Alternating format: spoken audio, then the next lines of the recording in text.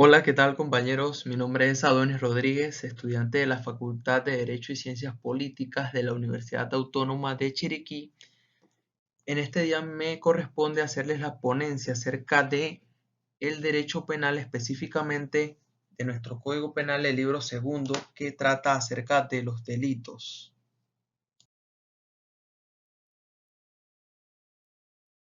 Antes de entrar en materia, me parece oportuno tocar el tema de los postulados básicos como una breve introducción necesaria. En este capítulo se reconocen principios básicos como el principio de intervención mínima, el principio de derecho penal del acto, el principio de necesidad, proporcionalidad y razonabilidad, el reconocimiento de la aplicación de medidas de seguridad para los inimputables. Pero además de lo antes expuesto, determina cuáles son los fines de la pena: prevención general, retribución justa, prevención especial, reinserción social y protección al sentenciado. Como es sabido, el derecho penal es un instrumento de control social que contiene normas punitivas, estas dirigidas a sancionar todos aquellos ataques hacia los más preciados bienes de nuestra sociedad. Y en ese sentido, se ha indicado que la misión de la norma penal es, en definitiva, alcanzar la paz social, entendida en términos abstractos, al normal desenvolvimiento de las relaciones individuales entre los individuos y los grupos en una comunidad regida libre y democráticamente. Indudablemente que la consagración de tales preceptos deben interpretarse en el sentido de que el fundamento de la legislación penal está orientada en principios básicos de derechos humanos y que, por otro lado, el Estado ha adquirido el compromiso de proteger y promover los derechos de las personas, es decir, de respetar su dignidad humana y, en síntesis, de que las personas están orientadas y se rigen por principios que todo Estado democrático reconoce a la sociedad, al individuo y al Estado. Y bien, ya entrando en materia, hablaremos acerca del libro segundo, que contempla los delitos, y en su título número 1 nos habla acerca de los delitos contra la vida y la integridad personal, no sin antes describir lo que va siendo el delito según nuestro Código Penal de Panamá, que nos dice que para que una conducta sea considerada delito debe ser típica, antijurídica y culpable. Y con esto entonces dar paso a lo que serían los delitos contra la vida y la integridad personal y sus secciones. Como ya mencionamos, en los delitos contra la vida y la integridad personal contempla el capítulo número 1, que nos habla acerca de los delitos contra la vida humana. Y este se divide en tres secciones. La sección número 1 nos habla acerca del homicidio, la número 2 acerca de las lesiones personales y la sección número 3 nos habla acerca del aborto provocado. Y ahora, entrando en la sección número 1 de los delitos contra la vida humana, nos encontramos con el homicidio en su modalidad simple, que está regulado en el artículo 131 de nuestro Código Penal de Panamá, y que podemos decir que es un término que procede del latín homicidio y que se refiere a la muerte de un ser humano causada por otra persona. El término, por lo tanto, puede utilizarse como sinónimo de asesinato o crimen. En cuanto a su causalidad, en el homicidio se requiere que exista relación de causalidad entre el acto del sujeto activo y el resultado, o sea, la muerte. En otras palabras, que el acto del sujeto activo sea la causa de la muerte de la víctima. Luego pasamos a la consumación, puesto que estamos en presencia de un delito de resultado. Este es decir, la muerte debe haber sido causada por la acción del autor. El homicidio se puede consumar por acción o por omisión. También se consuma por acción actuando directamente sobre la víctima, o sea, provocando la muerte de una manera directa, como por ejemplo dando una puñalada, efectuando un disparo, etc. Mientras que se consuma por omisión cuando se logra la muerte de la víctima mediante una inactividad, o sea, no haciendo lo que debería hacerse. Por ejemplo, la madre que deliberadamente deja de amamantar a su hijo para matarlo, o la partera que para matar al recién nacido no liga el cordón umbilical. Pasamos a los medios de ejecución y modos. Para la ley en general, es indiferente el modo o el medio por el cual se haya causado la muerte, pues todos son idóneos para caracterizar el homicidio. El modo o el medio empleado tiene importancia cuando la ley los ha tenido en cuenta como circunstancias agravantes para calificar el homicidio. Continuando con el homicidio en su modalidad simple, nos encontramos en el artículo 131 que nos dice que quien cause la muerte a otro será sancionado con prisión de 10 a 20 años.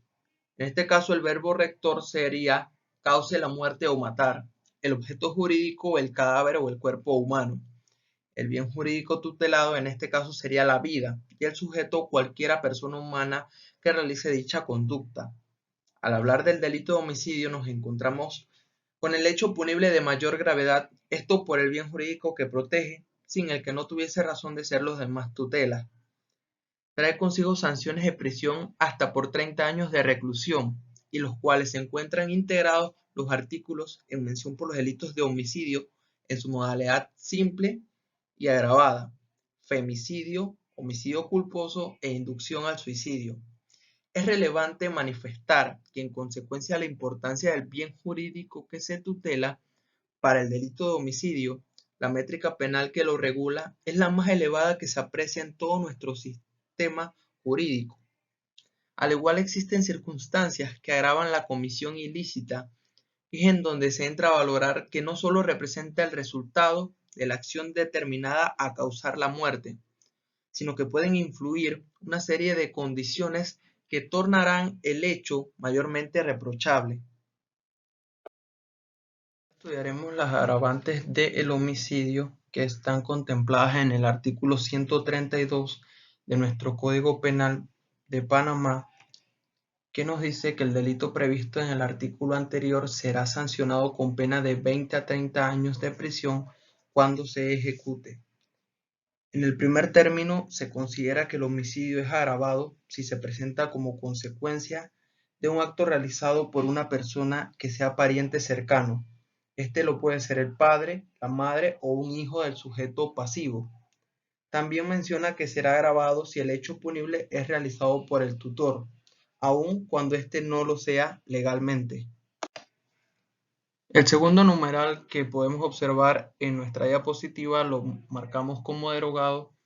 Y continuando con el tercero, se contempla como un agravante la muerte de una mujer en estado grávido en niños de 12 años de edad o menos o como consecuencia de un acto de discriminación o de racismo. O sea, que el legislador ha tenido en cuenta el especial estado de indefensión de la víctima y la crueldad de parte de la gente, así como el reconocimiento de su condición social, económica, sexual y cultural. Ya en el numeral 4 menciona el agravante de la realización de homicidio con premeditación. Este quiere decir que el sujeto activo planificó el hecho ilícito mucho antes de la acción en sí misma y sabía de las consecuencias que ésta puede conllevar. Continuando, el numeral 5 trata de la alevosía y uso de veneno. En cuanto a la alevosía, es necesario que la víctima se encuentre en situación de indefensión, que le impida oponer resistencia, que se transforma en un riesgo para el agente. No es indispensable la total ausencia de la resistencia, sino que la alevosía es compatible con la posibilidad de una resistencia mínimamente riesgosa para el ofensor, procedente de la actividad de la víctima misma o de terceros que deban o puedan oponerse a la acción, y no que simplemente puedan reaccionar después de su ocurrencia. En cuanto al veneno, se entiende por veneno aquella sustancia, animal, virus, orgánico, vegetal, mineral, líquido o gaseosa, que introducida en el cuerpo humano por cualquier vía, ya sea bucal, inyectable o por osmosis, normalmente mata en virtud de las transformaciones químicas que produce. El numeral 6 Esta es una norma que se aleja de la individualidad, puesto que el peligro de quemar, ahogar o asfixiar a una persona lo distancia del propósito de procrear un incendio forestal o urbano, fragmentar una tubería de gas para asfixiar o romper un dique para que se ahogue una persona y las otras aparezcan cerca. Podemos destacar el homicidio por medio de ejecución atroz. Lo atroz es algo que resulta inhumano. Si bien cualquier asesinato es terrible, cuando el responsable evidencia hazaña y una brutalidad exagerada, el hecho puede ser calificado como atroz. El numeral 7 nos habla de que en la persona de un servidor público por motivo de las funciones que desempeña. En este no hay mayor explicación, ya que simplemente el homicidio se contempla únicamente por las funciones que desempeña este funcionario. Y como vemos ya el numeral 8 ha sido derogado. Y en el numeral 9 podemos observar que inmediatamente después de haberse cometido un delito para asegurar su ocultación o la impunidad, o porque simplemente no se pudo alcanzar el fin propuesto. En la número 10 se ha contemplado la agravante de utilización de arma de fuego disparada en un lugar concurrido y sin motivo lícito para la realización de este acto que se ha producido la muerte de una persona, lo que se justifica por el grado de temeridad o peligro que dicha conducta presenta frente a otras personas potencialmente pasivas del delito. Y ya por último lugar, también se agrava el homicidio si éste se produce con el fin de extraer un órgano vital de la víctima, lo que, como es obvio, no requiere mayor explicación, pues por sí misma esta conducta es demostrativa de la naturaleza de la conducta realizada por el agente. Y ahora damos paso al femicidio, que está contemplado en el artículo 132A del Código Penal de Panamá. Nos preguntamos qué es el femicidio. El femicidio no es más que la forma de causar la muerte a una mujer basada en la pertenencia al sexo femenino por causa de discriminación o cualquier otra forma de violencia. El delito de femicidio constituye una conducta delictiva que comprende aspectos de carácter social, familiar, psicológico y por ende también jurídicos. Es un comportamiento que anula el reconocimiento que de los derechos humanos de igualdad y respeto a la dignidad humana han establecido instrumentos jurídicos internacionales, tales como la Declaración Universal de los Derechos Humanos y entre muchos otros. Al hablar del delito de femicidio, lo primero que se nos viene a la mente es establecer un marco conceptual del mismo, partiendo de hacer una diferenciación entre la figura del femicidio y el feminicidio. Una vez manifestado esto, diremos que el delito de femicidio consiste en aquel acto criminoso o hecho punible que se materializa a través de una realización de actos idóneos concatenados entre sí, tendientes a transgredir el ordenamiento jurídico penal mediante el privar de la vida a una mujer debido a su género. Es decir, se mata a una mujer por ser mujer solamente, sin existir ninguna otra razón. Esto quiere o se refiere a que no se priva de la vida a una mujer en defensa propia o por inobservancia del deber de cuidado o negligencia. Simplemente un sentimiento misógino incidió en que se llevara a cabo este delito.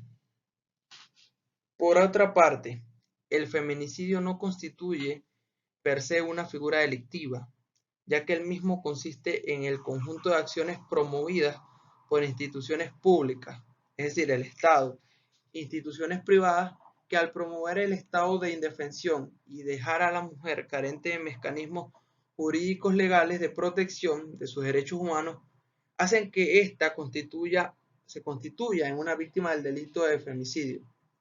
Además, bajo la cobertura del término feminicidio se establecen el grupo de delitos que se cometen en perjuicio de la mujer por su condición de género, llámese violación carnal, estupro, violencia doméstica, acoso laboral, violencia en la atención médica, al momento de dar a luz. En el artículo 132b nos encontramos con la figura del homicidio por encargo o remuneración. Y nos dice que quien cause la muerte a otro por encargo, remuneración o cumpliendo órdenes de un grupo de delincuencia organizada será sancionado con prisión de 28 a 30 años.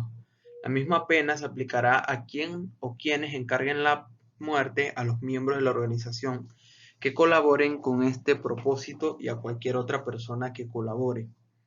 Para este delito se observa la consumación de la conducta ilícita como un negocio, lo cual constituye un hecho de honda preocupación social, porque el sujeto activo de la acción penal la desarrolla sin ningún motivo o sustento a efectos de cegarle la vida a la otra persona, sino porque ese acto conlleva con un resultado una remuneración o pago.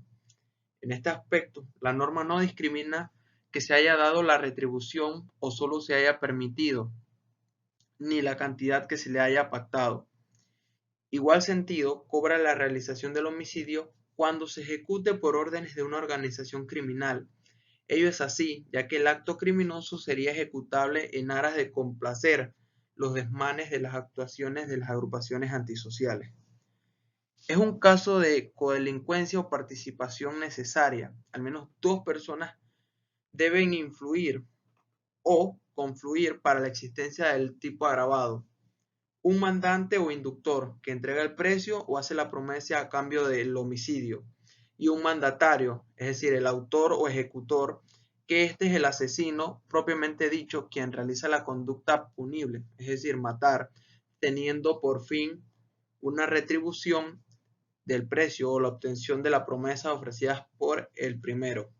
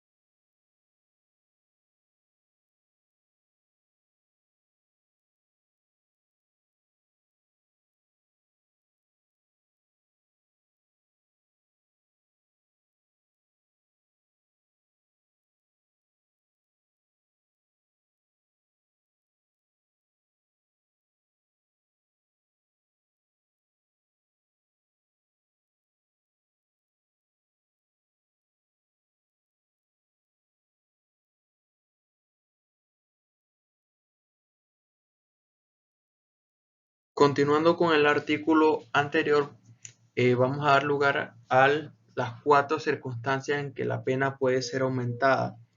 La número 1 nos dice que el autor sea un conductor de transporte público, colectivo o selectivo y cometa el hecho durante la prestación del servicio.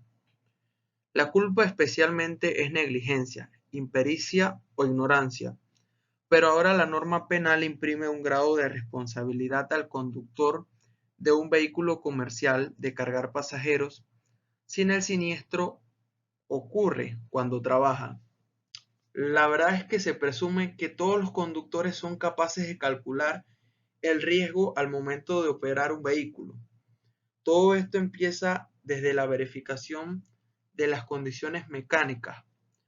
Unas llantas lisas representan un peligro latente mientras se conduce el automóvil. Aparte otros riesgos como pueden ser los frenos, la dirección, las luces y el propio motor. Ahora, tenemos que analizarlo sobre la propiedad del aparato, el uso comercial si el conductor es llamado un palanca y todas las consecuencias al conducir un automóvil grande y cargar pasajeros que suben y bajan constantemente. Continuamos con el numeral 2, que nos dice que el autor cometa el hecho mientras conduce un equipo de carga pesada, corrosiva, inflamable o se trate de una sustancia de alquiler naturaleza que por su acción o difusión resulte peligrosa. Ok, generalmente son conductores experimentados que conocen el efecto de un accidente, derrame o incendio con carga voluble. Aquí de C media por delito del resultado, es decir, por los efectos dañinos que pueda causar. Una persona que maneja estos aparatos debe conocer los peligros que resultan por razón de un descuido. Todos conocemos las advertencias pintadas en los carros sobre el peligro de llantas y el riesgo de correr a velocidad ingobernable en un camión de esta naturaleza. Continuamos con el numeral 3, que dice el autor comete el hecho mientras conduce un vehículo bajo efecto de bebidas alcohólicas, alucinógenas o sustancias de cualquier forma sean alteradoras de sus facultades psíquicas y o fisiológicas. Esto es más probable por el sentido de irresponsabilidad que impera en la sociedad. No hay conciencia. Piensan que nada les va a pasar, por más que se eduque sobre lo peligroso que resulta conducir bajo los efectos de alguna droga, debido a que se pierden las proporciones, las distancias y los reflejos. Si se trata de alcohol, que es una droga lícita, siempre el descuido se establece en la dosis, que supuestamente debe ir en función del peso de una persona, pero es que los efectos en el cuerpo humano difieren en cuanto a la capacidad de tolerar el alcohol en cada organismo. Y en el numeral 4 nos dicta que el hecho ocurra por omisión o negligencia de las personas o quienes recaiga la obligación de garantizar las medidas de seguridad para los trabajadores y transeúntes en las áreas de construcción. Estas son regulaciones propias de las experiencias. Hay una cantidad de actividades cuya ejecución representa riesgos y peligros, especialmente en la construcción, en donde se mueven materiales en cantidad.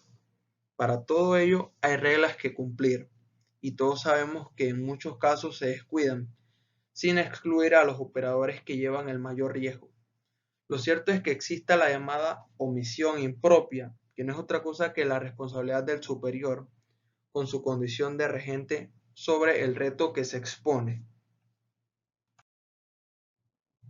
Continuamos el tema del homicidio culposo. En este caso, el artículo 134 regula cuando se da por accidente de tránsito terrestre, aéreo o marítimo o cualesquiera que sean las circunstancias. Es importante destacar que para los delitos de homicidio culposo resultantes de hechos de tránsito se ven envueltos en faltas administrativas cometidas por los agentes, en donde el deber del cuidado se manifiesta cuando se desatiende las reglamentaciones del tránsito, que incide en el exceso de velocidad, ingesta de bebidas alcohólicas, entre otras. Por lo tanto, son contravenciones administrativas que ingresan en el campo penal si el resultado de las mismas es la muerte de una persona que ha sido producida por la imprudencia del agente. Es tan relevante el tema de las infracciones del tránsito cuando traspolan su actuar a la jurisdicción penal, que como estamos viendo en el artículo 134, enumera 4 situaciones que agravan la conducta del homicidio culposo, las cuales guardan relación con las indicadas. Y estas aumentan a la mitad la pena cuando sea previsto por alguna de estas 4 circunstancias. Además, se le revocará la licencia de conducir por el mismo término en que cumpla la pena. Por último, tocaremos el tema de la inducción al suicidio, que está regulada en el artículo 135 del Código Penal de Panamá.